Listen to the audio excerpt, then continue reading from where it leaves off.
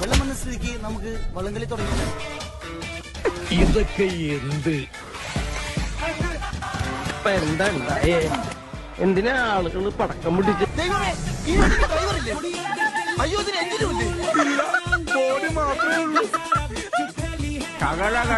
വല്ലഭൻ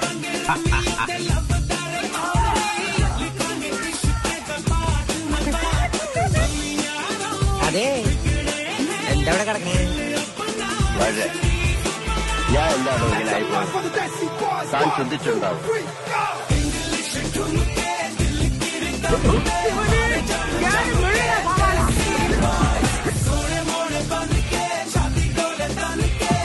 ഞങ്ങള് പഴയ ഫ്രണ്ട്സാ. ഉറക്കം വന്നോണ്ട് തോളിലിട്ടതാ.